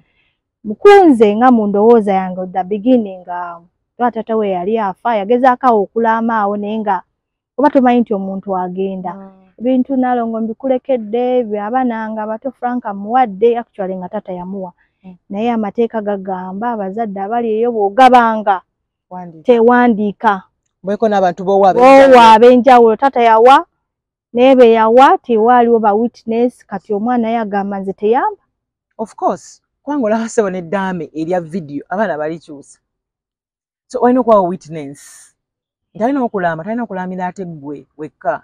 Talina okusawo n'omuntu omulala because ate naawe oba ne interest ez'okuba ng'oli mukyala. That's what I think. Tekyasoboka. Nga ye agamba bintu bibye musika yalina okubimanaginga n'abaana abaagala mbamuwe. nazaala n'abeera okujjukujjulungi nnyo n'agamba abaana bave bamuteerewo abazzukulu ntambule ngende nfumbirwe. At my age nfumbirako si kibi. Wazeza 5? Sinnagaweza naye. Oli musiraamu? Eddiini tekkiza kudiiwuuda. Kisobola. Marriage si nnyangu byendabyeko. Bamulamu mbatya kati. Nazaala mbatya kati. Picture gyendabye eri mbangitya kati. Kati ne tubeera mu process eyo letters ezaafuluma ziri mu gavumenti n'akakkanako. Nange ne nzikakkanako. Administrator n'agezaako tukakanya era mwebaza. Abaana basoma. Process zentambuddeko badde situkanko wa muntu agezaako to balance the boat. Yes, sides zombi n'aziwuliriza. Zombi n'aziwuliriza era mwami mwebaza gyali. Mogere. Yeah. Mwami muyomba nkwebaza gy'oli badde sitambula nko mu offices zengenzeemu ng'omuntu asobola okubalansinga the boat. Kubanga mutabani yali very aggressive buli kimu akyagala ne muyomba mwebaza. Mbeereddewo n'agezawo okubalansinga the boat era abaana baddayo ne basoma weewaawo ssente tezinavaayo nga bwe nali nkisuubira. Nensi wabinnyonga luli. Si wabinnyonga luli kubanga wali luli buli office gye natuukanga mwaga toli mwanju toyogeranga ani musirika. Mu kikwa kya kuyiga ki? Kimpa ekyokuyiga nti tobeeranga na mwami sukka myaka 5 mwami tannajja wammwe waakiri abeerewo n'ebbaluwa ey'okwanjula oba ey'okukyala. N'ey'okukyala nkulu nnyo kubanga n'ey'okukyala nali sirina. Sirina woyo. Naye ng'omulingizayo bulingiza tewali wewaffe. Era wonna bamumanyi naye nga tebamumanyi officially. Ewaka yajjanga ewa maama yajjanga. Maama n'amwaniriza, taata yajjanga ne bamwaniriza naye nga okujjawo amateeka ge bategabiraba ebyo. Kati ne tutuulaawo wa administration we tuli. Era mwami muyomba mwebaza nti yaŋŋamba to balance the boat. Agenda gezaako both sides ebintu abigabanye ye nga bw'anaaba alaba obwenkanya. Gavumenti yeekuyamba etya? Gavumenti nza kukyala omulanga gwange. Gavumenti njebaza embeereddewo. Mwami muyomba akolera gavumenti. Mwami muyomba akolera gavumenti. Ambeereddewo n'agezaako okubalansinga the boat. Amateeka weewaawo galina we ganyiga nnyo maama azadde nga tebamwanjudde. Nti ganyiga nti whereby buli office nagendanga mutoli mwanjule naye ne batunuulira gakunyiga si mukunyiga nti goge gakoze obubi naye wabula gwe walegezaamu nti like byotaawo wanga kya muwendo bwe gakunyigira okitegeera. Naye batunuuliranga abaana balaba akaana akato nga bagaba bambi ketaaga fees bafunako obuntu bambi ketaaga okusoma. Actually ole twagenda okufuna letters ezo balamuzi abo mbeebaza bakazi bazadde. Bwe twatuukanga nga akaana kalina kanula nga batuyisaawo bambi akaana kalwadde taata wako yafa singa ab'ekika kubanga ab'ekika up to now teri amanyi baana gye basoma teri akuba ssimu nti abaana bali batya abaana basoma batya. Naye nkyebaza Katonda nti kyangumya n'enjiga okubeerawo to stand as a mother n'enjiga okulekerawo okulowooleza abantu gundi ajja kumpa gundi ajja kumbeererawo n'enjiga okubeerawo nga maama. Kusomoozebwa kikosinza okusanga mu bwannamwandu? Kusomoozebwa kwe nsinza okusanga nti abantu bakudduka. Abantu bw'obeera nga bono teekawo shoulder yo nolowooza anaakuyamba leero bw'akuyamba enkya simu agijjako. Waliwo bakwano baali bakwano ba Ssaalongo bagezi bannyamba sijja kyogera bubi bannyamba naye nga nze nali manyi bajja kumbeererawo forever. Yeah, I know. Nga tofaayo he was my good friend. I was there for him. I wasn't there for him ng'alwala. Kati I will be there for you. Time came, simu n'ozikuba nti bazikwata. N'onyiga n'ensooka n'enyigira abantu naye naye okwegumya kati. nti samwana bwanyamba kati enkyanjiga nengaawo nogundi yambeereddewo kati step eno gyampadde ey'okubiri kanjezeeko neme kulinda ye era Hajjati Ssanyu mwebaza kiyambeererawo nampita nangamba jangu nalongo jangu tubeere eno tukole ffenna. Hajjati Ssanyu atunda gomesi kuwa mukwano muyogera n'edduuka bagenda bamuwagirako abaana baffe ekyokulya wa wonna mukwano atunda Gomesi Ssanyu Gomesi Empire yawo ku Mukwano Arcade mugende mumuwagire abaana baffe bafune ekyokulya wenkolera era wembeera yambeezezaawo throughout this period gyembadde ndimu paka kati wetubadde naye tebibadde byankusomoza kubadde kati nga tuli mu mwezi gwaffe guno gw'abakyala nga tuwumbawumba kiki ffe ng'abakyala kyewali agadde tukukwasizeemu like tukuteeke bwe twatusaba kiki kye batusaba Allah kugondezeemu right now? Nsaba Allah ngondezeemu mwezi guno abakyala ffenna twali kiki twali bali tuteeka ku mavivi gaffe for you. Kama musaba kunsabira mpa obuwangazi n'okumpa mwoyo w'amagezi so that my mind yongere okubeera opened. How am I going to raise these 4 kids? How am I going to raise them financially?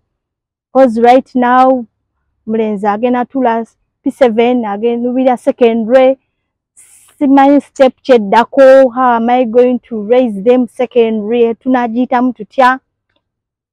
Naye nebaza Katonda nti mwami Kasiita amwami Keno ambeereddewo era abaana gye basomera abalongo yampita n'atuwayo portion n'atuwayo n'abayoko ku basare nanga ne secondary hopefully inshallah. Amina. Mwami Keno mwebaza olw'omutima w'ekisa n'abawa ne bagenda ne basomerayo. Basomedde emyaka tuno gwa kusatu bagenda kweza emyaka 2 gye bali babalabiridde bulungi era mutwaleyo abaana from my parents. Thank you so much. Kati obubaka bwonna bwali agadde okuweereza omukyala n'omwana omuwala lwaki njogedde abo kubanga guno omwezi gwe tulimu gw'abakyala?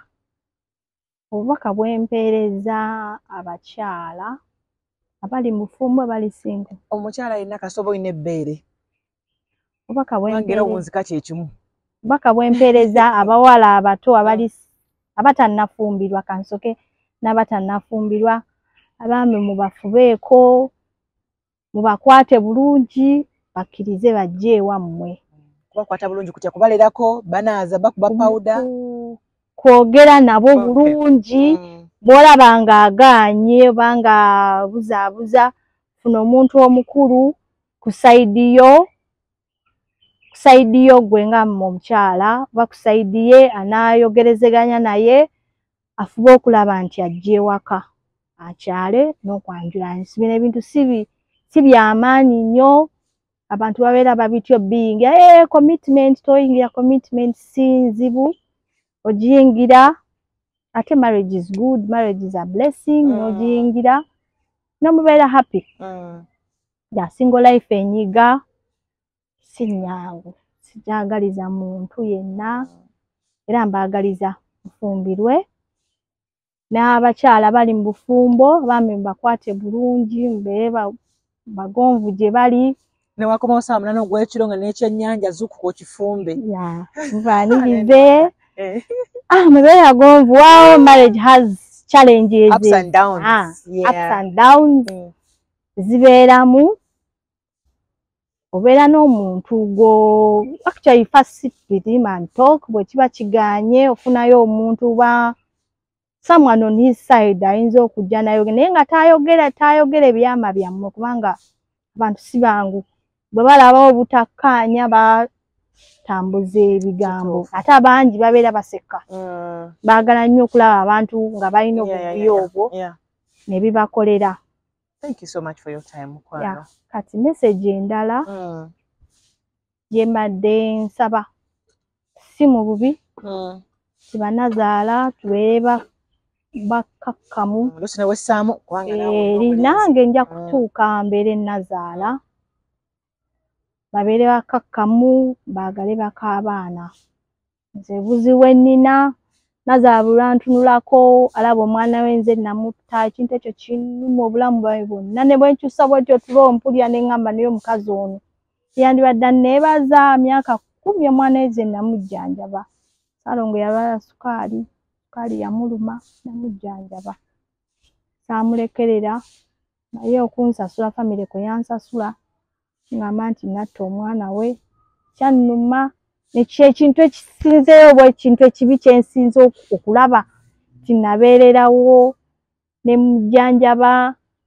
naye Mukama mwebaza naye nga Mukama yasinga okumanya ekituufu ne Mukama mwebaza Ssaalongo gy'ali awumule emirembe n'aba yandekera abaana abalungi lwe mbatunuulira Mukama mwebaza Ssaalongo yaleka ekyobugagga ku nsi yandekera abaana abalungi waawo teyandekera mpeta naye neebaza nti yandekera abaana nwenja bakuuma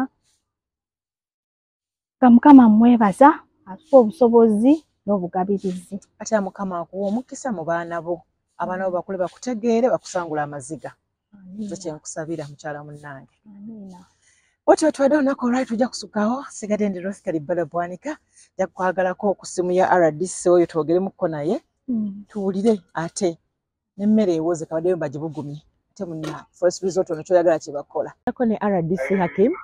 Yes. Sabo bampita Rosi Kalibbala Bwanika ndi ku RKB Media. Era emboozi tugenda okwogera ngenda gikozesa ssebo. Mbozi ki? Emboozi y'omukyala Naalongo Natasha ow'Ejjana. Wawa? Jana Naalongo Natasha Ejjana eyafiirwa bbaawe Ssaalongo. Omutegedde omukyala? Izitika jansi okyogera sika jansi Naalongo gwe mu sika jansi. Ndowooza aliko entebe yoyo ndowooza gwaweerezako. Bayambako nga bali munyaga ennyumba. Yoyo yennyini. Okubiddeko kubanga story gye gyampadde ayogedde ku linnya liwamuyambako so nenjagala okuba nga nnyongera okutangaazibwa okuva gy'oli. Ensonga ye yali kisewa?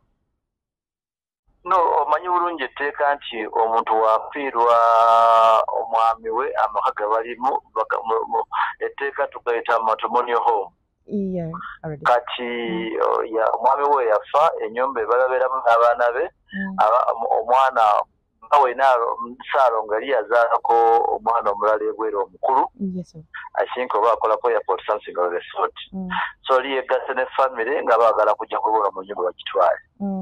Nengana nengamba nedda ennyumba ono bwafiiridde this has been their residential house. Ate balina abaana bato they are supposed to stay here. Actually ne Naalongo tumuwala amagezi emizigo n'agiteekamu n'abapangisa okusobola okufuna ssente za school fees z'abalongo abato. Era bw'atunyonyodde. Mpozi challenge eriwo endala yali yakwabya lumbe nga bagamba nti mu Buganda wano olumbe tebalwabiza mu nnyumba oli yayitasulamu. Because Naalongo was proposing that they can kwabya olumbe from somewhere else. And bakulu b'ekika said no, mu Buganda culture tekkiriza kwabya muntu abadde tasula. And makage. Very good. So I instructed the Kajansi DPC to make a deployment for 2 days. Olumbe lugwa bulungi ne baabya nsimaye bafulumya muzimu fulumya lumbe. Fulumya lumbe. RDC oli muki. However, waliwo ennyumba endala because I understand that his husband yazima yumba n'agatunda. Waliwo ennyumba endala Naalongo gangamba n'ennyumba yasobola ogitwala naye jjukira baali nga bali mu process y'okufuna letters of administration. So ne bagayidinga nti basooke bafune letters of administration balyoke balaba ate binagenda maaso naye nga amaka ge nagamwa ne gamulekeramu n'ateekamu n'apangisa ng'afunamu n'ensimbi za school fees. Kyembadde neetaaga ekyo ebyo nako mutegeera mami. Kyembadde njagala okutegeera ekyo RDC ne yanzanyo ssebo mpozi RDC Hakim ani gwe maama wa Ssaalongo Stephen omugenzi. Ye maama kulamusizaako nnyonyabo. Kale maama. Ye nga byatambula bubi ebya Ssaalongo. Munnange bibi nnyo. Mukama abagumye. Kati maama aba ovuddewa? Munnange nze nno nvudde ku RKB Media nze Rosi Kalibbala Bwanika. Waliwo nze Rosi Kalibbala Bwanika okuva ku RKB Media. Kati waliwo omukyala Naalongo Natasha yantuukiddeko nga tunyumyako mu mboozi ye okuva lwe yafiirwa omwami embeera gy'ayiseemu n'abaana na byonna erinnya lyo naaba nga alyogeddeko okusalawo okukubireko era emboozi etwogera naawe ngenda gikozesa mu story eno nga agamba embeera gye yayitamu okusoomoozebwa okugobaganyizibwa kumugana okuyingira ennyumba so ne ngamba kakubireko ombuulire kyali kitya kituufu baamuganako okuyingira mu nnyumba ng'omwami amaze okufa nga bamugobaganya ne kuyingira mu nnyumba ze yali amaze okuzimba. Naalongo omuyita otya? Sirina bwe muyita ndi muweereza ndi munnamawulire. Oli munnamawulire? Ye nnyabo naye kati wambuulire emboozi eyo ne njagala nsooke mpulire ne sayidi yo ebyokugamba nti kaakati mukwano. Ye maama. Okufuna ebintu by'omukyalo oyo. Ye nnyabo. Kuba ku poliisi ekajjansi. Nedda mbadde njagala sayidi ya bonna nabafunyeeko dda naye mbadde jasi njagala kuwulira ku sayidi yo. Kaakati nze Naalongo. Ye nnyabo. Namukoowa nze nzaala omusajja. Ye nnyabo. Baali baawukanye. Bajja n'oba na ssenga we naani kirungi kiseera ekimanyi nsula kajjansi. Ye maama. Kawungezi ne simanya nti alina emize gy'alina kati kubanga nze maama wange singa kubuulira singa namanya kinyiza okukugamba sandireetedde mutabani wange bizibu kubanga mutabani wange nze namusika n'okukkiriza omwana oyo bwe yazaala yaŋŋamba maama muleke agende omwana bw'ali baakuze nawezezza omwaka alimuzza ne mugamba nedda munnange omwana takulira bukojja nze nga simanyi bintu byabwe naye munnange mbitegedde kati ffe mu buwangwa bwaffe buno obwa buno mu Buganda omwana omuwala takwata muggo n'akuba sizaala we. Ani yakubaani? Kyekyo kisiraani yaleetera abaana ekisiraani ate nange n'akyayisa kubanga nze nawupererezanga nze kuolaba nali njagala Naalongo oyo nali mwagala nnyo naye kati juzi mu January yaŋŋamba mbu ŋŋende enfumbirwe. Kiki ekyabatabula? Ayagala bintu ate nze singa kisoboka nenkuletera akatambi kaabwe ng'omwana wange ayogera batabuse buli ssaawa batabuka buli ssaawa batabuka oba eggwanga lyabwe abooluganda lwonna bajja ne bayiika mu maka ne balamula ng'omwana lwabitugamba tetukkiriza naye kati nze okutegeera Naalongo mutegedde omwana wange afudde.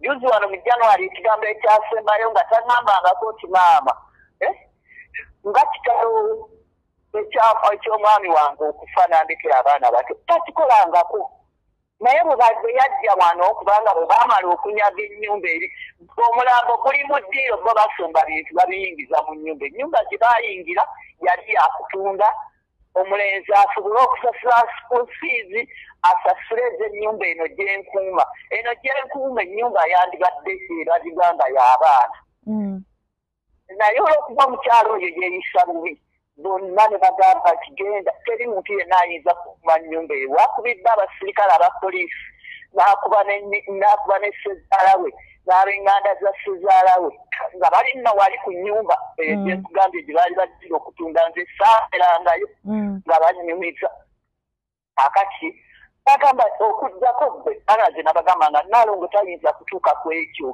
mpozi omutima gwabba gwegunguma nga nze simanyi era buli wentuula nze gwolaba nkaaba namba omwana wange yagwa mu kinayi kubayo omwana wange yagambanga natomera maama natomera kuba namubuuzanga esente zenkuwa zigenda wa nze maama wange obusente bwalinga gundi bwa busomesa bwange zino esente zebatuwanga tumaze nze natoolanga ne ngamba omwana wange oyo okuva ddadda nze maama nze taata ne ngamba omwana wange afune omulimu ogumusoboza okulabirira obulamu bwe era Naalongo azadde luvannyuma nnyo ng'omwana oli gwe yasangawo nze gwe nalabirira okuva nga wa mwaka gumu ng'omwana agenda mu P5 nenze sinza okutwalisa Nalongo tayagala mwana oyo nejuzi we bajja wano mu lujja lwange yafuna omwana nti obusumu ne bunkwata nenkata n'omuggo ningadi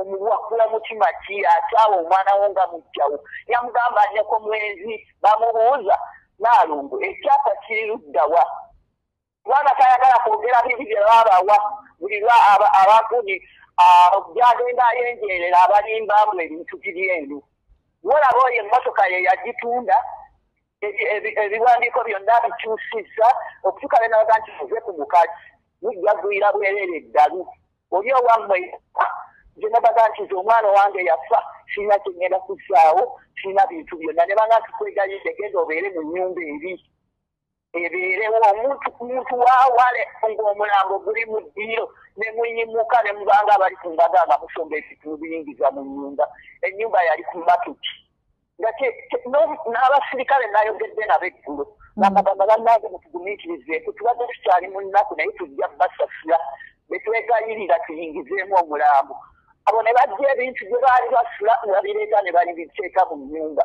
tebamanyira nakuziika gye kwali bakapa Nalongo talina ploti gye yakkirizanga omwana abeere nga ye ng'eyo naye agiwamba nga nsomera akyali muto mumuleke lwalifumbirwako alaba ennaku naye muneero yatuuse okunvuma n'enkitya yanange naawe genda ofumbirwe kati maama ogenda kukola ki okuyamba okugatta baabaana ne poliisi bonna n'abantu bonna baamuvaako ngamba okugatta abaana yatutwalayo ate okuyamba ezzadde abazzukulu bano bo oyambye otya ate oyo Nalongo mu kifo ky'okulabirira abaana obulungi n'atuula buli omu yenna yali amwewadde amuyambe buli omu oyo Nalongo singa mugagga muzimu yabejjako muli ayagala bintu eno ennyumba gyagamba maama wange bwetaaka ekkubo dde wano ejjani nje ffenna tujja kuvaayo tukulage ennyumba yagisombangamu bintu neggulo banyimiriza ebintu emmundi bye baatwala ne bamenyera abantu abaatwala ebintu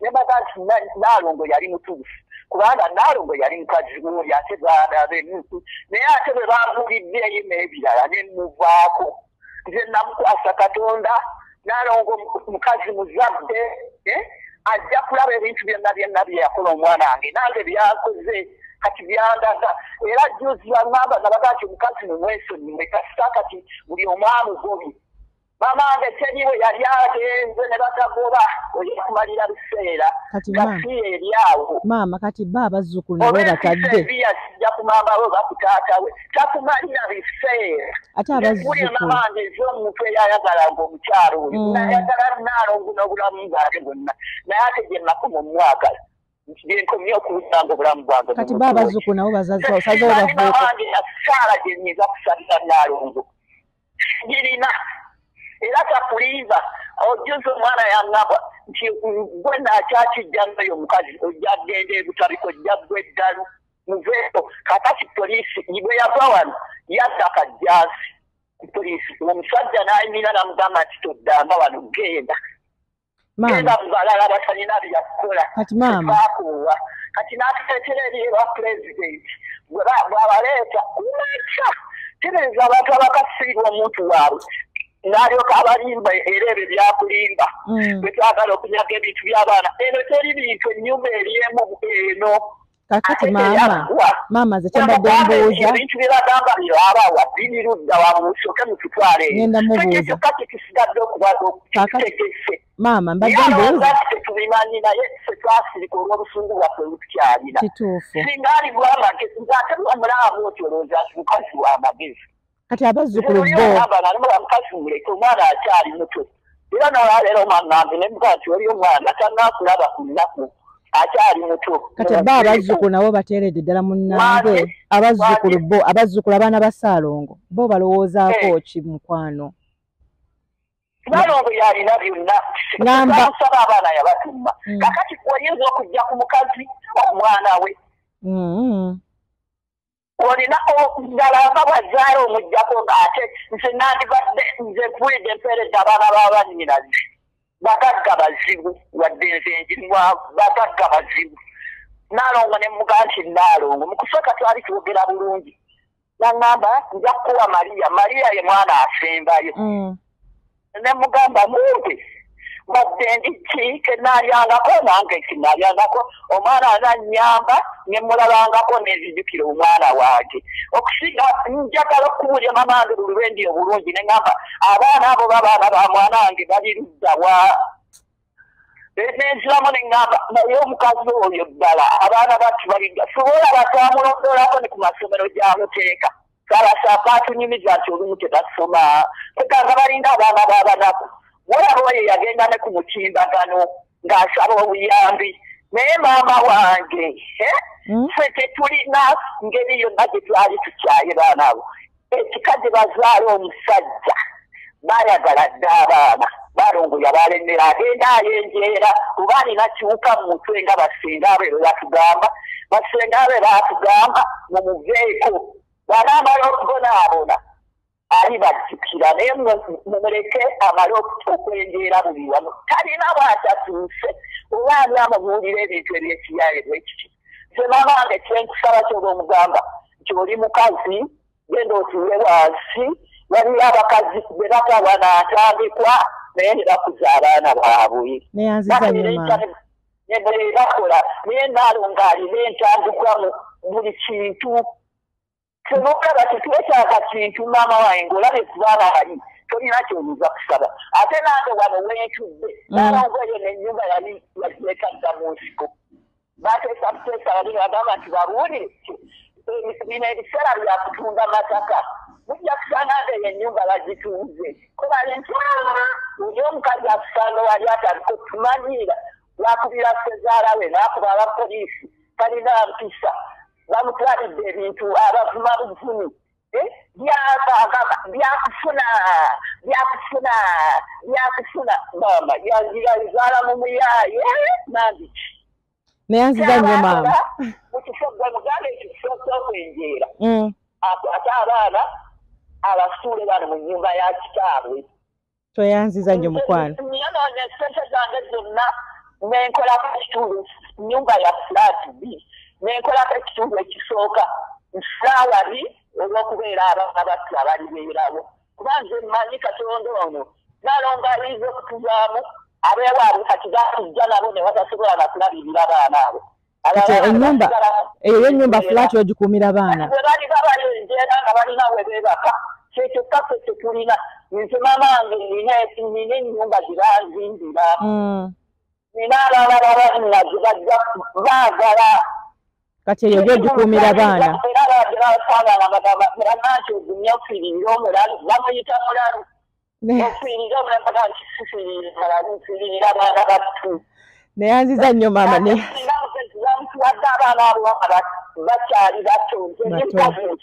bato tasobola bavaako bato atuwa abaana nga bakyali bato bwe balikula oba oyagala oba toyagala abaana balina kudda wannyaabwe tibaliza ffe tumanya nze bonna bennambi bonna bali ku bakadde baabwe ye n'atandika okufuna emirembe naye buli wamu neyetimba yagenda ajja ku mutimbagano omukazi afumbyeko naye neyereega ku mitimbagano ng'abaana abakazi abasitamamu nawulire mamange ffe tulina obusungu bungi nnyo oyo kuwalaba nga tabaddawo abaana ne bannansi tulina kino nekikibawa okitegese nze nabwentudde kati omutima kunnuma nanti kakati omukazi abaana bange yabaleseeyo tebalidde nakulya okigulira nembeerako ebirowoozo by'omwana wange yafa ate n'abaana benga nabo babonaabona mpisa kizaali bayigiriza golaba oyo yabeera na makoti ng'aleeta byalo bibiri ne bawemula kati olowooza abaana abo banaakula batya nga bawemula nalonga yalina azandaga nti mwana mulungi nnyo nnyo kyokka n'essaawa ya leero nga yatuuka dda buli omu yamwetamwadda buli akusanala mumuleke omuleke temumusaaka abaana mwe mubazaala gwe musoose okubeera n'abaana ne batabayamba mubaleke naye nze bonna bakanati abaana battu tebalina musango nze naalonga omuganda okunsaalira simanya okunsasula nga mpadde abaana battu bwe balikula baligenda gyali era nze simulinaako mutabaana gonna ekinyuma ky'abaana okugjako sibaana ba mutabani wange naye baba abaana ba mutabani wange nasobola okuyamba abaana besiinaako nakantu konna ng'abantu babeereeyo nga babonaabona buli kaamu bayigira mu ssomero ppya asobole okulimba era tebanyamba naye buli muti naye tugammadde omukazi mumuzeeku naye nga mumuyamba maama naawe mukazi mugambe genda ku poliisi ekajja nsobawaabire kale mukwano neyanziza nnyo neyanzeege kankwerekereze maama era kyakulimba nali nkyamwagala naye tekyali n'ab'enganda zaala tebyabulyonaga totubuulira birabi azaki oyo ye jjajja w'abaana maama Brenda endowooza ye mugiwulidde ne sayidi ye nga bw'eri nkola yange mbagamba nti ze nkolera abantu Sekatona addako Rosikali Balabwanika bye.